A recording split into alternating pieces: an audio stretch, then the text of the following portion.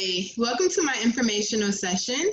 My name is Tandy Bond, and I am a corporate and instructional designer. And today's session is going to be about doing trainings with, well, not just trainings, but having online learning sessions and trainings or meetings using Nearpod with your Zoom. So before we get started, I just want to show you, I know you guys can see this beautiful background. I wish I was on the beach, but unfortunately I'm not. But I am enjoying, like many people across the world, working from home, homeschooling, which I'm loving so very much.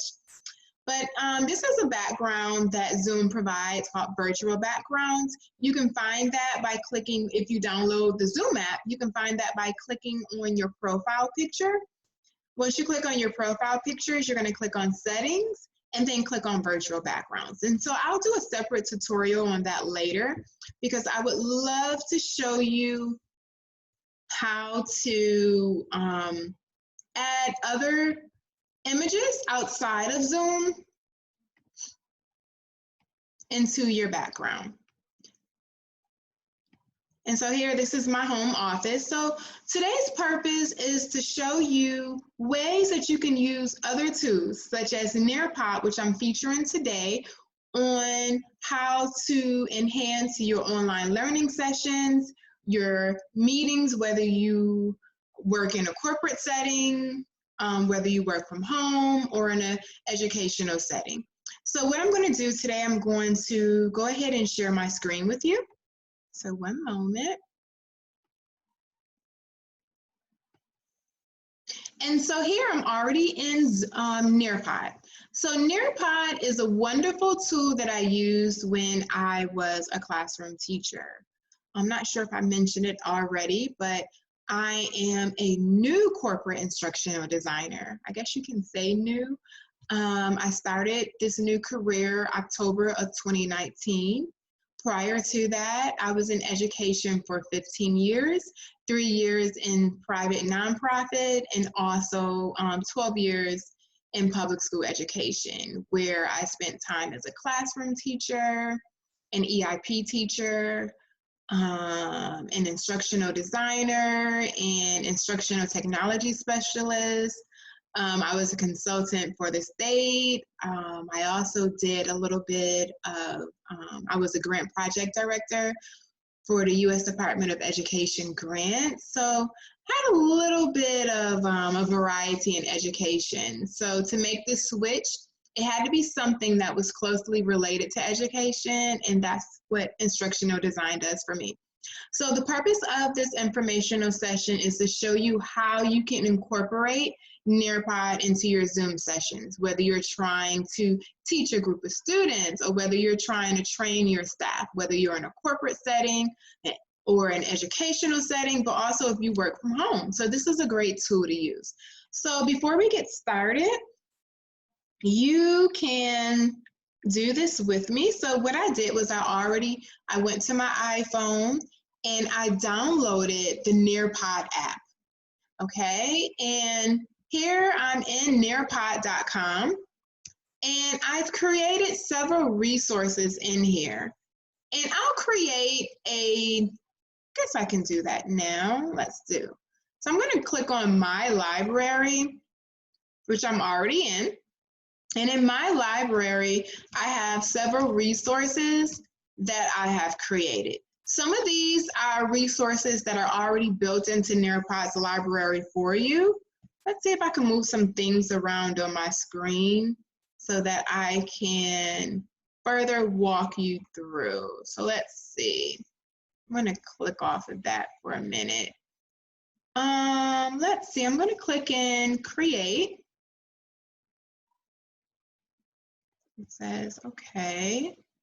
I'm going to click on Lesson in Nearpod.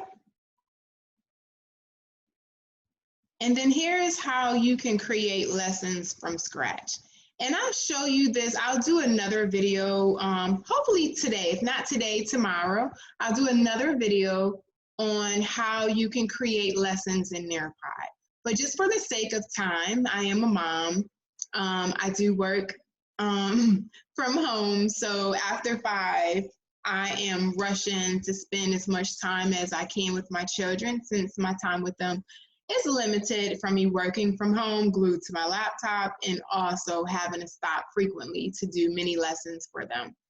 But what I want to show you quickly is, here's a lesson that I've created, Exploring Nearpod with Mrs. Vaughn. This is a lesson that I would typically use with my students, or if I'm training a group of teachers or a group of trainers in corporate on how to implement Nearpod, whether they're using it just with their devices or incorporating it with Zoom. So I'm going to click here where it says Live Lesson. And I already did a previous session. This lesson has an active session. Do you want to resume it? No. And the reason why I don't want to resume it, because I want new responses. I want new data. And what I love about Nearpod, when I was a classroom teacher, I actually recorded the responses that my students gave me and used it as grades, because there's features when you're creating a lesson. You can incorporate true or false questions, short answers, multiple choice, matching. There's so much more you can do with this. Okay, so I have downloaded the app. And when you download the app, there is a little box that says enter lesson code. So this number here, ZCUTM, I put that in the box, and I'm going to click where it says join. So you don't need to sign up. You don't need to sign up for an account if you're a student. And here it's going to prompt the student to add their name or nickname. And then underneath that, there's a box that says other or option. I usually leave that field blank unless I need it for a particular section. Say, for example, I'm a teacher and I teach multiple sections, or I'm a corporate trainer and there's multiple new hire classes. So I'm just going to type in my first name, Tandy, in the first field. And then I'm going to click where it says join session. And what I like about Nearpod is that with the live feature, the students can't see the screen unless I progress it. So as I progress it, they can see. We both can see exactly what is on the screen. Okay, so let me move this up. Move that down. There we go. And so now that we are ready, so I know that my student is in because I see that. And I also see here, lets me know that there's one person in.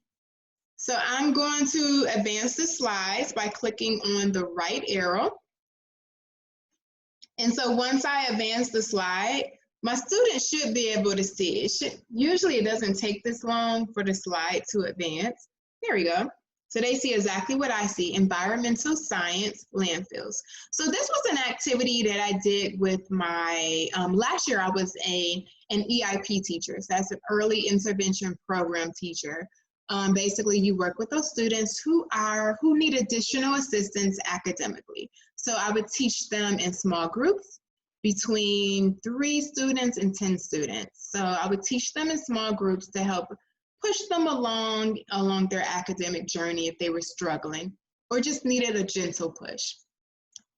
Okay, and so I believe I created this lesson for 2nd and 4th graders. So this was a lesson that was already built into Nearpod, and I just adjusted it, took out a few slides and made it my own.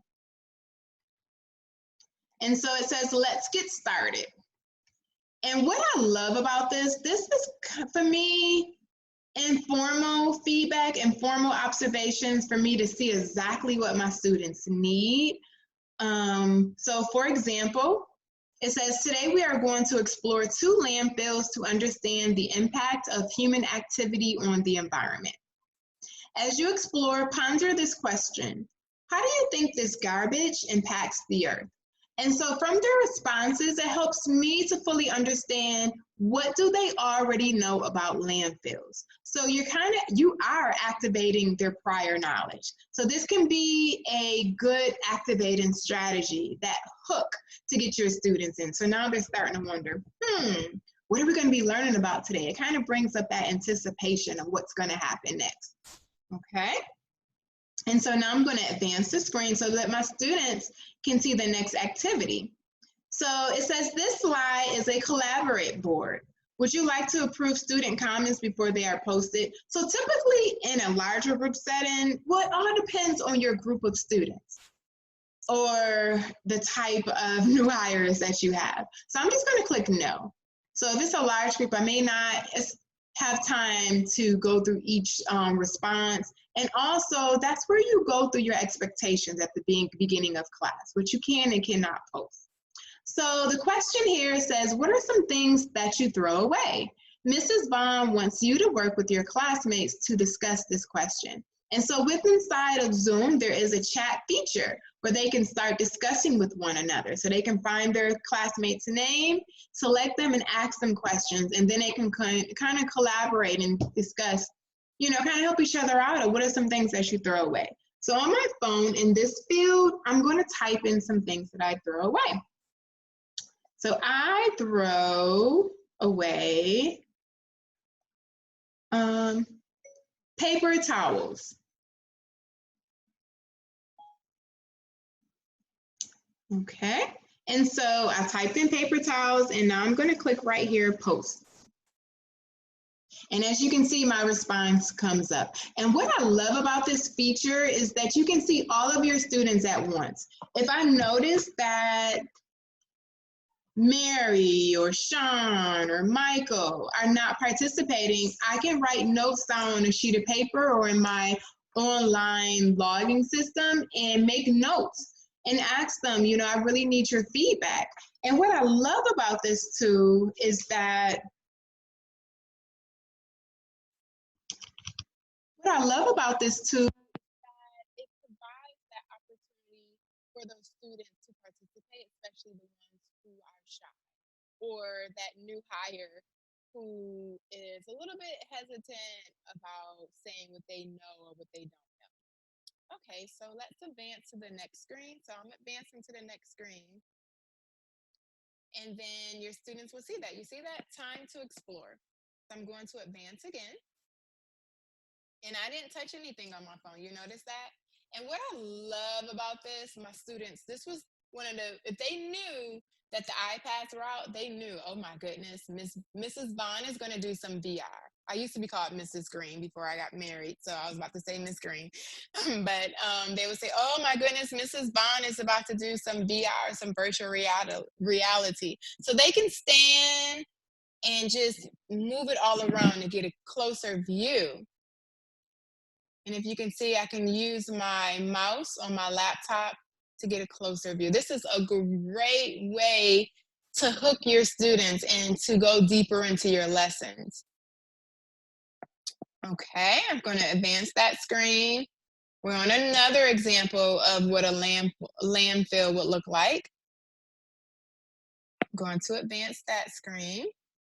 And so now here I have a question. How do you think this garbage affects our environment? And what I love about Nearpod, there's different type of questions that you can ask your students, different ways to assess your students. So in this field, I'm going to type, how do I think garbage affects our environment? And I'll just type it in. I know I have an interesting accent. I'm originally from Buffalo, New York. So certain things may sound a little different, a little funny to you. So how do you think this garbage affects our environment? Garbage affects our environment in a negative way because there are many items that are placed in a landfill that can cause harm to animals.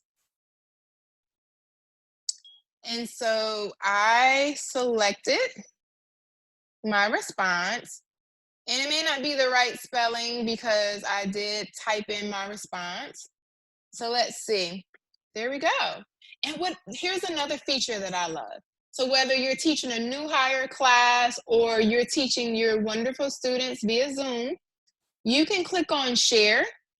And say, for example, you notice somebody who gave an amazing response. With their permission, you'll ask, hey, do you mind if I share your response? This is exactly what we were looking for. And all of the students will receive little Johnny's response all at once. Okay, so it has exactly what I said. And in your view, you'll see all of the students' names and answers populated one underneath each other, or sometimes it may be in tiles. And so you can just select that student's name, click share, and it will share on all of your students' screen. And then you can click unshare. And so now I'm going to advance to the next screen. And what are some ways you think you can reduce our garbage? So based off of the students' answers, you can determine if you need to proceed with the next slide that has another quiz. Because sometimes you may lose the students with too many assessment questions. I know that's a great way to lose me. So I'm going to advance to the next slide. And that's it. So that is just a wonderful way to create some training with Nearpod and Zoom. And what I love, like I said, what I love about this is you don't have to be in the same room to teach your students. It also has a whiteboard feature. You can add PowerPoint slides into your presentation. And there's just so much more. So what I will do, I will make sure that I record another video on how to build lessons from scratch in Nearpod, and also how to take lessons that have already been pre-built, and make them your own. So once again, everyone, thank you so very much for watching. I would love your feedback on this resource. So you can go to Tandy Tech, that's TandiTech.com. Once you enter the website, you can go to contact me, and you can write your feedback. What did you think about this video? If you have questions, or you would like a one-on-one on me walking you through using a particular tool, maybe a tool that I didn't feature on this video, but another tool, there's a box that says click here for a 60-minute consultation. That consultation is free, and that's what I would use. And once you go there, once you click on that box to sign up for a consultation, there's a calendar, and you'll click on that calendar date, and then click on the time slots that work best for you. And then we can make arrangements where I can do a Zoom video where it's just you and I. I will send you an email link with a password, because that's the key nowadays. When you're doing a Zoom video, make sure you provide your students with a password so that you won't have to worry about getting any interruptions. So that's it for now. And what I'm gonna do, let me stop sharing my screen. I'm gonna put my website back onto the screen. So let's see. So that's my website, TandyTech.com. If you have any questions, please feel free to go to that website and go to services and click on that tab to get your consultation. It's free. Anything that I'm doing technology-wise is free. I don't believe in charging on how to use applications. Things that you can find via YouTube or Google search, if I don't have the answer for you, I will use my resources to help you. Now, there are some things that I do charge for, but simple things such as how to use technology resources, no, because there's so many resources out there with YouTube. You can Google. Many companies are offering free services. So like I said, if you need any additional assistance, remember, go to TandyTech.com and go to services and click on that tab that will allow you to select a time slot to get your consultation. If you want to leave any feedback for me, I would love it. You can go to TandyTech.com and click on the Contact Me tab. And just leave your thoughts, your comments, what you would like to see more of. FYI, my site is under construction. I am in the process of moving my site to a WordPress site. Right now, I created my site in Weebly, and I love Weebly, but WordPress has a little bit more of options and functionality. So thank you all for joining. I would like to do more tutorials, so we shall see. I should do another one hopefully this evening or tomorrow. I am a mother of 2 young children, and so I'm going to probably have to arrange a time with my husband where he can keep the children occupied. But thank you all so very much, and I really enjoyed helping teachers, educators, instructional designers, corporate trainers, everyone. I just love helping people. So if you find a need, if you need help, please reach out to me. tandytech.com. You can also email me at tandytech@gmail.com. Thank you. Bye for now.